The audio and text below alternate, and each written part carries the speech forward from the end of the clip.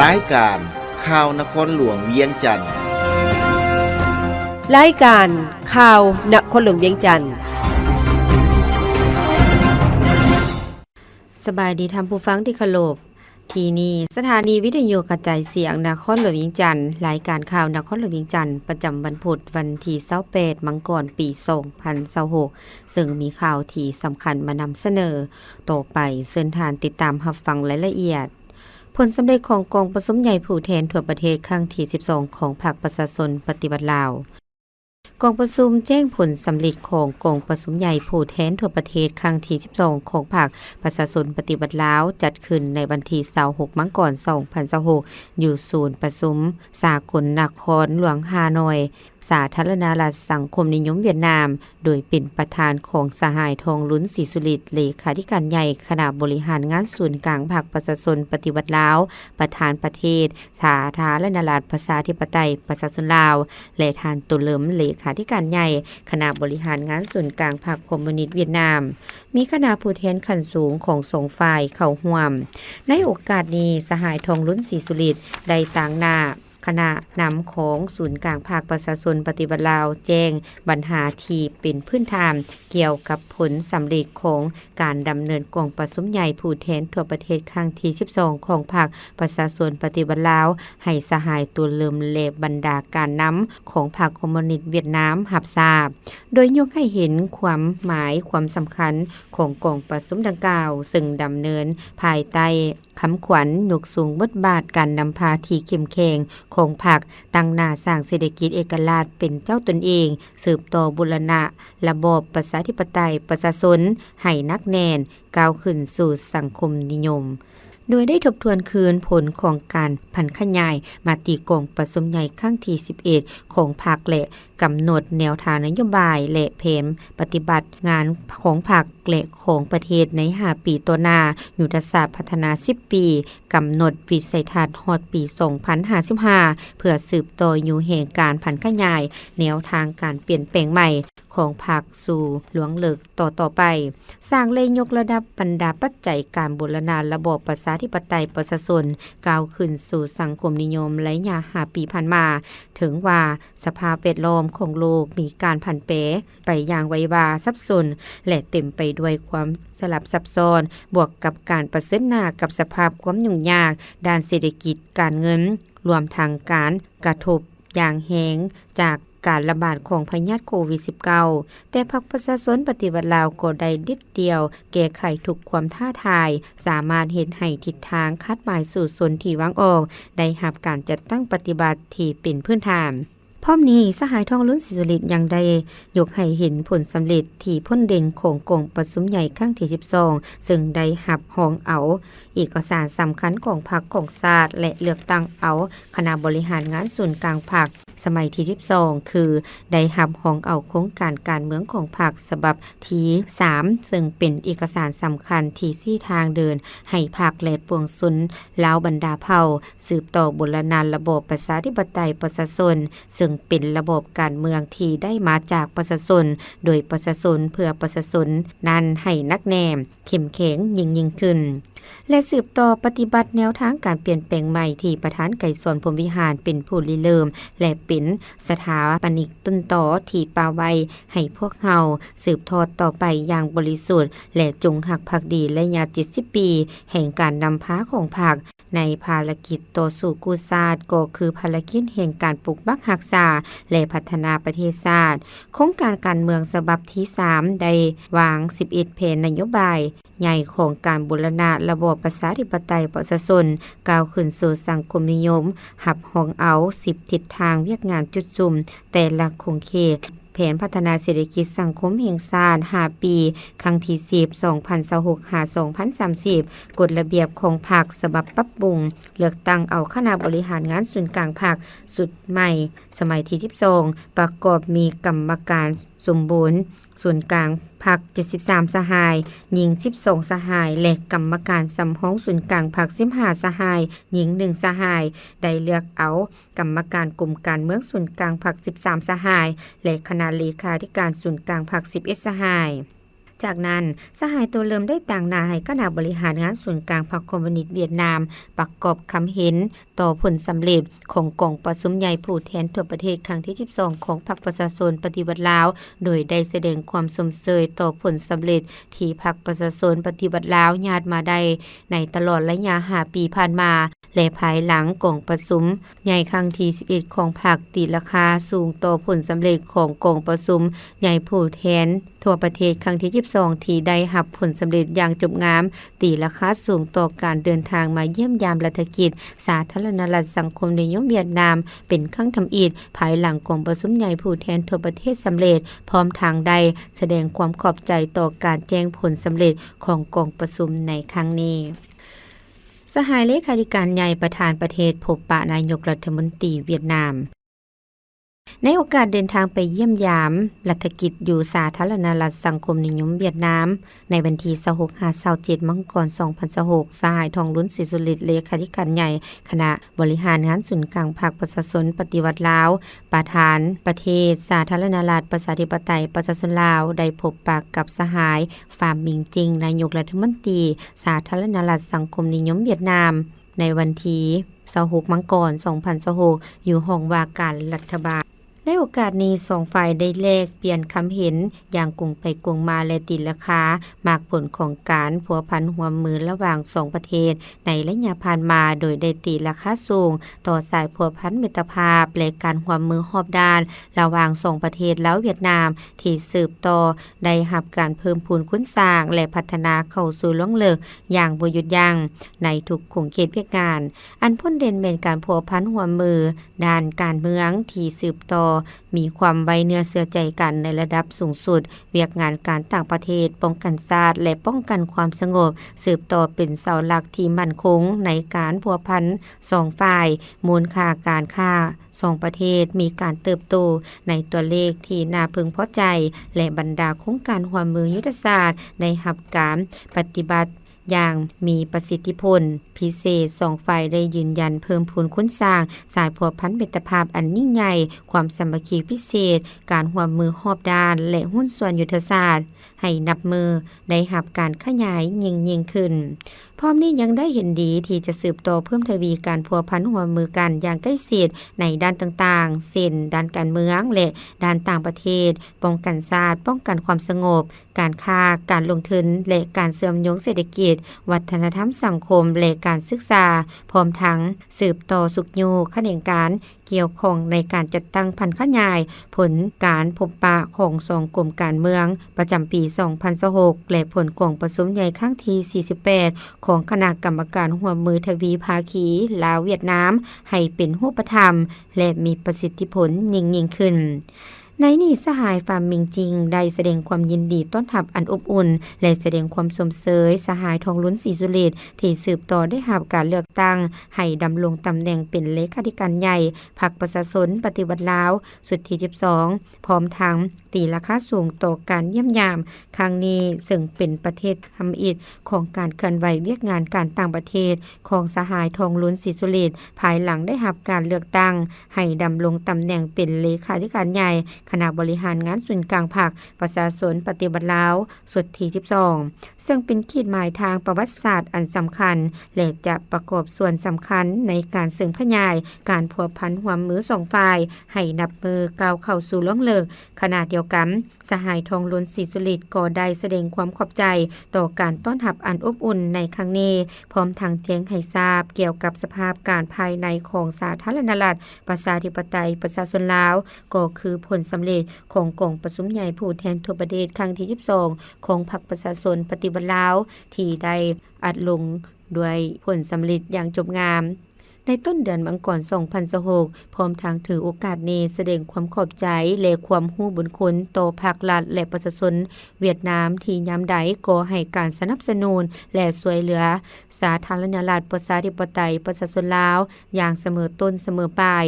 นับแต่ระยะแห่งการต่อสู้กู้ชาติในเมื่อก่อนก็คือในภารกิจแห่งการปกปักรักษาและสร้างสรรค์พัฒนาประเทศชาติในปัจจุบันรัฐมนตรีการเงินเน้นแขนงสวยสาอากรบุกทะลุคุ้มครองการเงินเป็นทันสมัย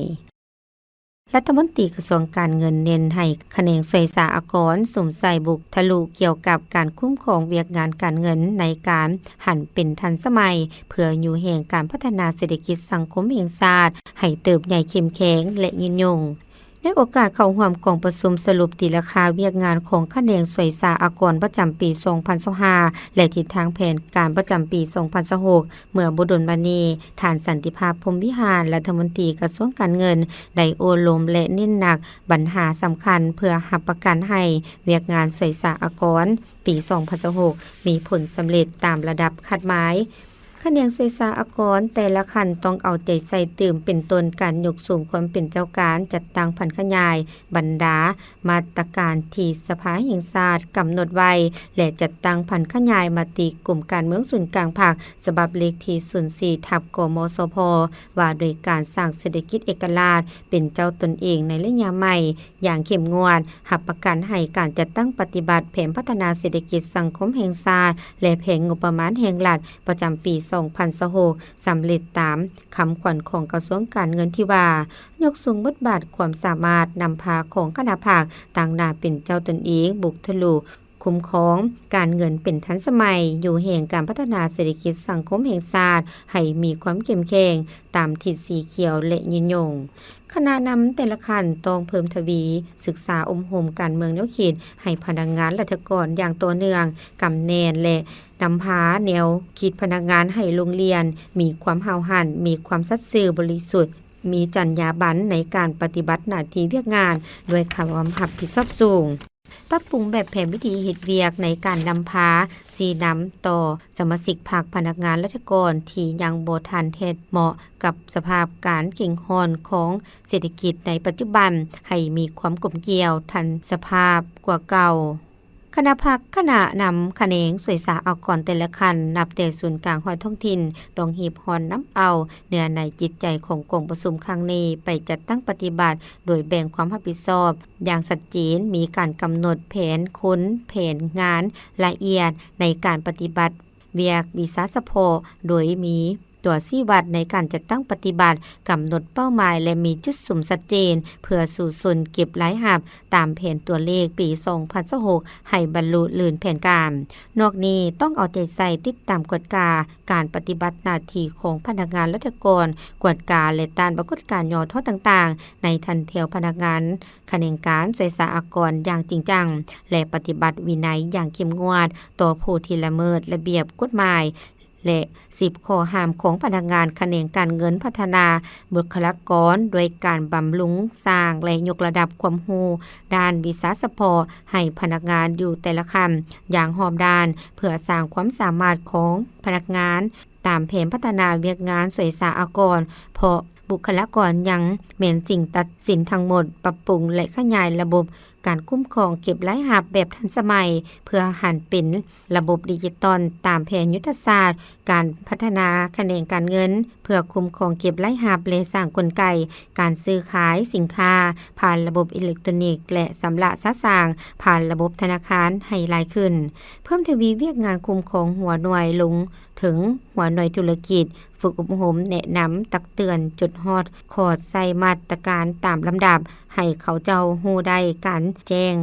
มอบด้วยตนเองจนฮอดขอดกวดกาไล่เลียงอากรประจำปีอย่างมีจุดสุ่มสุกยุหันเข้าสู่ระเบียบกฎหมายเพิ่มทวีการประสานสมทบกับกลุ่มเกี่ยวข้องภายในกระทรวงการเงินและภาคส่วนอื่นๆในการจัดตั้งปฏิบัติมาตรการต่างๆโดยเฉพาะบรรดากลไกและข้อมูลที่จำเป็นในการจัดเก็บรายรับให้บรรลุตามแผนการที่วางไว้สวิตสนับสนุนการสร้างความเข้มแข็งให้การคุ้มครองสัมปทานดินอยู่ลาวกองประชุมคณะชี้นำโครงการชีวิตจากดินเพื่อทบทวนความคืบหน้าโครงการจัดตั้งปฏิบัติโครงการและปรึกษาหารือยุทธศาสตร์ในการสร้างความเข้มแข็งการคุ้มครองที่ดินอยู่ลาวจัดขึ้นเมื่อบ่ดลมานี้อยู่นครหลวงเวียงจันทน์โดยการเป็นประธานของท่านกีแก้วสิงห์นาวงศ์รองรัฐมนตรีกระทรวงเกษตรกรรมและสิ่งแวดล้อมและท่านจอห์นกาเบรียลดูสหัวหน้าองค์การสวิตเพื่อการพัฒนาและการร่วมมือประจำภาคพื้นแม่น้ำคองมีผู้ต่างหน้า จากบรรดากระทรวงและแขวงเกี่ยวข้องเข้าร่วมรัฐบาลลาวและรัฐบาลสวีเดนร่วมกับศูนย์เพื่อการพัฒนาและสิ่งแวดล้อม CDE ประเทศสวีเดนจัดตั้งปฏิบัติโครงการชีวิตจากดินอยู่ลาวซึ่งภายหลังการปรับปรุงกงจักการจัดตั้งของรัฐบรรดาภาคส่วนร่วมงานของโครงการได้มีการซับซ้อนและโฮมเข้ากันจำนวนหนึ่งจากการปรับปรุงนั้นกองประชุมได้ยกให้เห็นและปรึกษาหารือขอดประสานงานคืนใหม่เพื่อความต่อเนื่องเพื่อจะตั้งปฏิบัติกิจกรรมของโครงการกองประชุมได้เน้นให้เห็นความหมายสำคัญของการสร้างความเข้มแข็งของทุกภาคส่วนในการพัฒนาและปรับปรุงบรรดาเครื่องมือฐานข้อมูลการเชื่อมโยงข้อมูลที่ถูกต้องชัดเจนเป็นต้นระบบฐานข้อมูลการขึ้นบัญชีการเช่าและสัมปทานที่ดินเพื่อการสุกโยติดตามการพัฒนาและการเก็บรายรับของรัฐบาลเพื่อการวิเคราะห์วิจัยและข้อมูลบอนอิงในการสร้างนโยบายและนิติกรรมเกี่ยวข้องเกี่ยวกับการคุ้มครองที่ดินการลงทุนติดพันกับการนำใจและสัมปทานที่ดินอย่างมีประสิทธิผลตามทิศสีเขียวและยืนยงผลสำเร็จของโครงการยังส่งเสริมการนำใจที่ดินแบบยืนยงอยู่ขันท้องถิ่นเพื่อหับประกันผลประโยชน์สูงสุดของชุมชนท้องถิ่นโดยการปรับปรุงชีวิตการเป็นอยู่และการนำใช้ที่ดินที่มีชัดเจนกว่าเก่าเพื่อลดผ่อนผลกระทบด้านโลบทางสิ่งแวดล้อมและเพิ่มทวีความทนทานต่อการเปลี่ยนแปลงดินฟ้าอากาศฐานกี่แก้วสิงห์นาวงศ์กล่าวว่าโครงการชีวิตจากดินจะช่วยแก้ไขสิ่งท้าทายที่เกิดขึ้นจากการนำใช้ที่ดินเพื่อเป้าหมายการผลิตและการพัฒนาเศรษฐกิจการยกสูงการประสานงานและวางขั้นเองการระบบฐานข้อมูลแบบเสื่อมทรานและการวางแผนเพื่อการพัฒนาแบบยืนยงโดยอิงใส่ข้อมูลหลักฐานทางวิทยาศาสตร์ท่านจอห์นกราวิลดูดกล่าวว่าการสนับสนุนของประเทศสวีเดนในการหัดแนนการสร้างระบบและความสามารถที่แข็งแกร่งและยืนยงโดยการพัฒนาโดยการเพิ่มทวีการคุ้มครองการเช่าและสัมปทานที่ดินเฮ็ดให้คู่ร่วมงานของรัฐยกสูงกันลงทุนอย่างมีความรับผิดชอบยกสูงการสร้างความเข้มแข็งการคุ้มครองที่ดินและเฮ็ดให้การจัดตั้งปฏิบัตินโยบายที่หันที่ดินเป็นทุนให้ปรากฏผลเป็นจริงเกิดประโยชน์ต่อสังคมและสิ่งแวดล้อมที่สามารถจับต้องได้กองประชุมได้เห็นดีเป็นเอกภาพในการสืบต่อการร่วมมือและมาตรการจัดตั้งปฏิบัติให้เทศมอเพื่อรับประกันการสร้างความเข้มแข็งในการคุ้มครองการเช่าสัมปทานที่ดินให้สามารถประกอบส่วนในการพัฒนาที่ยืนยงเพื่อเพิ่มรายรับของประเทศและการนำใช้ที่ดินที่สามารถปรับตัวต่อการเปลี่ยนแปลงดินฟ้าอากาศอยู่ลาวแผนกแถลงข่าววัฒนธรรมและท่องเที่ยวนครหลวงญาติใดผลงานผลดินรายด้านกองประชุมสรุปเวียกงานแถลงข่าววัฒนธรรมและท่องเที่ยวประจำปี 2025และทิศทางแผนการเวียกงานวัฒนธรรมและการท่องเที่ยวประจำปี 2026จัดขึ้นในวันที่ 27 มกราคม 2026อยู่แผนกวัฒนธรรมและการท่องเที่ยวนครหลวงเวียงจันทน์โดยมีทานนางดารานีพรหมวงศารองรัฐมนตรีกระทรวงวัฒนธรรมและการท่องเที่ยวมีทานวิไลวรณ์จันทรตีรองประธานคณะกรรมการปกครองนครหลวงเวียงจันทน์มีทานนางเวียงพรแก้วคุ้นศรีหัวหน้าแผนกวัฒนธรรมและการท่องเที่ยวพร้อมด้วยรองหัวหน้าแผนกของการวัฒนธรรมและการท่องเที่ยวเมืองและภาคส่วนเกี่ยวข้องเข้าร่วมในพิธีทานพรจันทร์เพ็งภูวันของหัวหน้าแผนกวัฒนธรรมและการท่องเที่ยวนครหลวงเวียงจันทน์กล่าวว่าระยะ1 ปีผ่านมาคณะนำแผนกวัฒนธรรมและการท่องเที่ยวได้ถือเอาเวียกงานการนำพาด้านการเมืองแนวคิดเป็นเวียกจุดสุ่มต้นตอและจัดตั้งบรรขยายมาติคำสั่งกฎหมายและกฎระเบียบต่างๆเข้าในเวียกงานตัวจริงในแต่ละระยะผ่านการชี้นำโดยกงของคณะนำแผนกโดยเฉพาะมติกงประชุมใหญ่ครั้งที่ 12ของศูนย์กลางภาคครั้งที่7ขององค์คณะภาคนครหลวงเวียงจันทน์ครั้งที่3ของคณะภาคหักฐานแผนกแถลงข่าววัฒนธรรมและท่องเที่ยวและแผนพัฒนาเศรษฐกิจสังคม5 ปีครั้งที่9 สุมใส่จะตั้งปฏิบัติเวียกงานวิศสพเหตุให้สามารถญาติใดผลงานพ้นเด่นหลายด้านเช่นได้ติดตามการลงข่าวทางหน้าหนังสือพิมพ์เวียงจันทน์ใหม่ติดตามการออกข่าวทางโทรภาพสถานีวิทยุที่ได้โฆษณาตามแนวทางนโยบายของภาคประจำวันตามแต่ละระยะวางแสดงรูปภาพประวัติความเป็นมาของประตูไซการปรับปรุงสวนประตูไซแต่อดีตถึงปัจจุบันและรูปภาพเครื่องดนตรีของประเทศสมาชิกอาเซียนอยู่สวนประตูไซสุกโยสร้างถ่ายรูปเคลื่อนที่เพื่อแนะนำกฎระเบียบและให้เข้ามาสืบต่ออนุญาตอยู่วัดหนองคำแสนและวัดป่าเลไหลแจ้งการถึงหัวหน้าหัวหน่วยธุรกิจที่ติดพันกับแถลงข่าวเพื่อสุกโยให้มาสืบต่อออกอนุญาตประจำปี 2025ให้ถูกต้องตามระเบียบการออกอนุญาตให้หัวหน่วยดำเนินธุรกิจด้านแถลงข่าว44หัวหน่วยออกอนุญาตให้นักถ่ายรูปเคลื่อนที่93บาทในนี้ออกบัตรใหม่17บาทออกอนุญาตให้หัวหน่วยธุรกิจที่ติดพันกับเวียกการแถลงข่าว25หัวหน่วยสร้างครอบครัววัฒนธรรมและมอบใบยั่งยืนครอบครัววัฒนธรรม 1,351 ครอบครัวเท่ากับ 112.81 ส่วนห้อยกวดกาประเมินผลบ้านวัฒนธรรมตามแผนปีปฏิบัติใดห้อยส่วนห้อยเปิดบริการให้แขกภายในและต่างประเทศเข้าชมแหล่งท่องเที่ยวหอพระแก้ววัดศรีสะเกษและพระธาตุหลวงเวลา 8:00 นหา 17:00 นมีนักท่องเที่ยวเข้าชม 28,520 คนในนี้นักท่องเที่ยวภายใน 25,524 เทื่อคนนักท่องเที่ยวต่างประเทศ 178,996 คนดึงดูดนักท่องเที่ยวเข้ามานครหลวงเวียงจันทน์ปี 2025มี 2,211,336 คนในนี้นักท่องเที่ยวภายใน 75,349 คนแผนการปี 2025ให้ได้ 2 ล้านคนขาดคะเนหลายหับ$621,481,210 ดอลลาร์สหรัฐแผนการปีให้ได้$600 ล้านสหรัฐนอกนี้คะแนนการอื่นๆก็ได้รับการจัดตั้งปฏิบัติอย่างมีผลสำเร็จสำหรับแผนการในต่อหน้าจะสืบต่อประสานสมทบกับห้องการวัฒนธรรมและการท่องเที่ยว6เมือง9เมืองในการสรุปร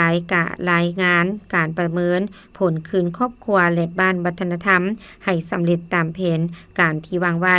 ออกอนุญาตดำเนินธุรกิจด้านการท่องเที่ยวประจำปี 2026สุกยูหัวหน่วยธุรกิจเพื่อให้เขาเจ้ามาประกอบคำร้องสืบต่อดำเนินธุรกิจประจำปี 2026ดึงดูดนักท่องเที่ยวเข้ามานครหลวงเวียงจันทน์ให้ได้2ล้านเทื่อคนต่อปีสร้างรายรับจากนักท่องเที่ยว$600 ล้านสหรัฐต่อปีประเมินมาตรฐานท่องเที่ยวอาเซียนเพื่อนำเสนอรางวัลในงานมหกรรมท่องเที่ยวอาเซียน7แห่งสมทบกับคณะประตูเดียวในการติดตามโครงการลงทุนเสาสัมปทานดินรัฐอยู่นครหลวงเวียงจันทน์กาเกี่ยมเคลื่อนไหวสำรวจและเก็บกำข้อมูลสถานที่วัดหนองคำแสนและวัดป่าเลไลเมืองหาดไซฟองเพื่อปรับปรุงแหล่งท่องเที่ยวทางวัฒนธรรมและอื่นๆในโอกาสนี้ยังได้มีการมอบเงินสุกยูให้นักกีฬามวยที่ได้เหรียญคำเหรียญเงินและเหรียญทองในงานมหกรรมกีฬาแห่งชาติครั้งที่22มอบคอมพิวเตอร์ให้ห้องการวัฒนธรรมและท่องเที่ยว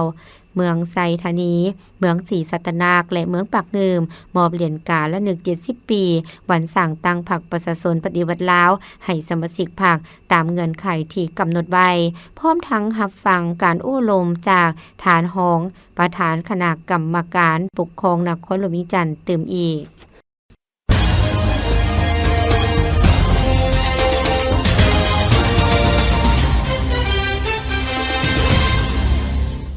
ต่อไปเส้นทางที่ตามรับฟังข่าวต่างประเทศจีนยังแม่นผู้ประกอบส่วนที่ใหญ่ที่สุดต่อการเติบโตของเศรษฐกิจโลกตามข่าวสาร CAI รายงานว่า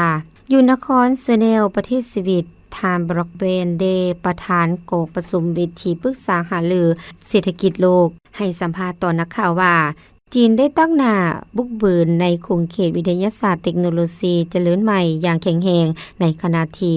ได้สมใส่การพัฒนาในคงเขตดั้งเดิมที่มีท่าแหงกองประชุมเวทีปรึกษาหารือเศรษฐกิจโลกคาดคะเนว่าจังว่าการเติบโตของเศรษฐกิจจีนในปีนี้จะหลายกว่า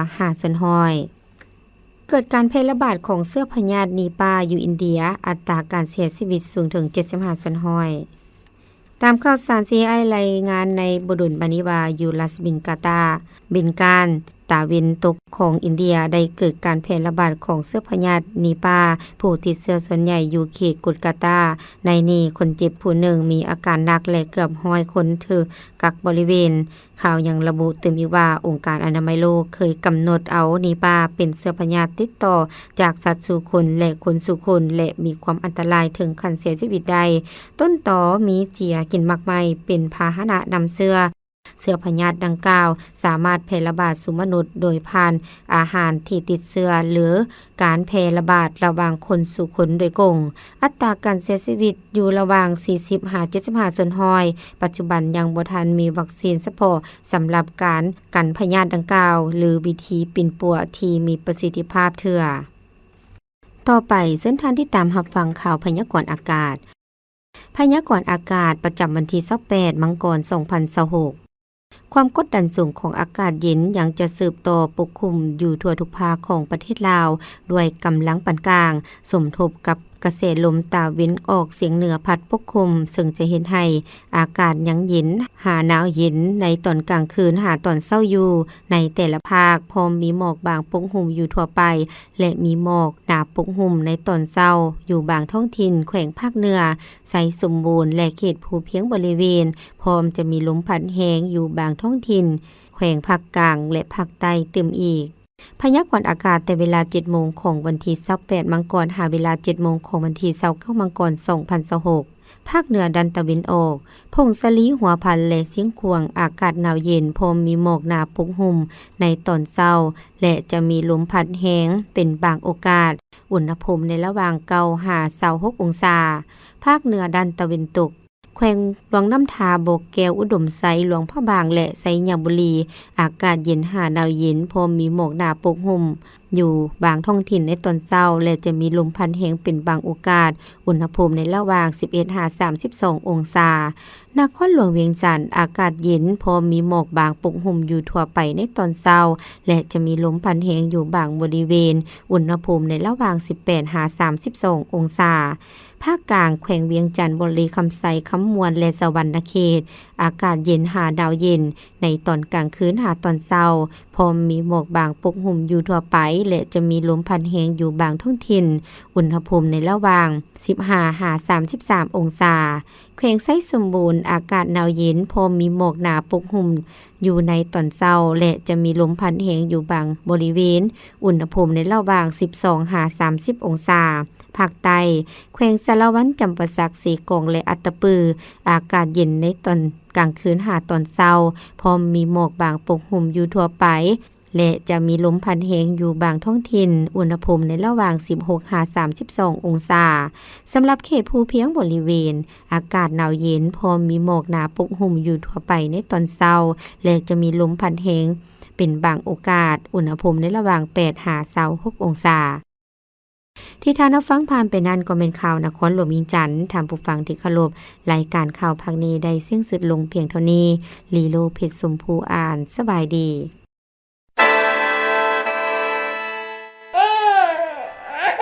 เป็นจังได๋กิคือได้ยินว่าลูกเจ้าบ่สบายบ่แม่นแล้วป้าหากออกห้องหมอมาวานี่เกือบตายยังวะถ้าค่อยพาลูกไปห้องหมอซ่าคนนี้เป็นหยังจึงเว้าจังซั่นโอ้ยก็ย้อนว่าตอนลูกค่อยเป็นไข้ทำอิดบ่ฮู้ว่าเป็นไข้หยังค่อยพัดไปซื้อยามาให้กินไข้บ่เซาก็เลยหอบกันไปห้องหมอท่านหมอบอกว่าเป็นไข้ยุงลายถ้าว่าไปซ่าอีกหน่อยนึงอาจตายได้เพิ่นยังบอกข้อยอีกว่าห้ามซื้อยามากินเองบ่ให้ใส่น้ำทะเลโดยลำพังเด็ดขาดต้องมีแพทย์หมอติดตามอย่างใกล้ชิดต้องไปห้องหมอหรือสุขศาลาเท่านั้นใดป้านั่นพุ่นว่าคันซั่นก็สิได้จื้อไว้ถ้าเป็นไข้ต้องไปห้องหมอหรือสุขศาลาใกล้บ้านแม่นแล้วป้าอย่าถือเบาเด้ต้องได้บอกต่อๆกันไปจื้อไว้ให้ดีเป็นไข้อย่าซื้อยามากินเองเด็ดขาด พยาธิไข้ยุงลายหรือไข้เลือดออกเป็นพยาธิที่อันตรายร้ายแรงบ่มียาปิ่นปัวเฉพาะมีแต่ปิ่นปัวตามอาการเท่านั้นดังนั้นเมื่อเป็นไข้ต้องไปห้องหมอหรือสุขศาลาใกล้บ้านห้ามซื้อยามากินเองเด็ดขาดด้วยความห่วงใยจากศูนย์ข่าวสารการแพทย์สุขศึกษากระทรวงสาธารณสุข